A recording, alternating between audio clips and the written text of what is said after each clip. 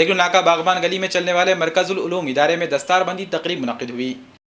इस तकरीब की सदारत मदरसे के मोहतमी मौलाना मोइन कासमी ने अंजाम दी। दारुल उलूम मोहम्मदिया मालेगांव के शेखुल हदीस और दारुल उलूम देवबंद की मजलिस शुरा के रुकन मौलाना मुफ्ती मोहम्मद इस्माइल कासमी ने बतौर मेहमान खुसूसी शिरकत की। मौलाना मुफ्ती इस्माइल कासमी ने कुरान करीम की अजमत और तिलावत कुरान व हिफ्ज़ कुरान की फजीलत पर सैर हासिल खिताब किया। मदरसा मरकजुल उलूम से हिफ्ज़ करने वाले एक तालिब इल्म की दस्तारबंदी भी की गई और मौलाना के हाथों इन्हें इनाम और तौसीफ़ नामा दिया गया।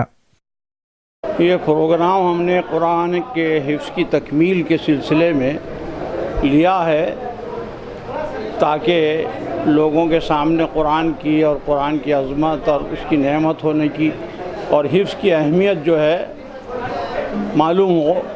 इसलिए मौलाना से दरख्वास्त की थी मैंने, तो मौलाना ने उसका वक्त दिया था। थोड़ा आने में देर इसलिए होगी कि गाड़ी भी लेट हो गई, लेकिन फिर भी अल्हम्दुलिल्लाह प्रोग्राम बहुत अच्छा हुआ।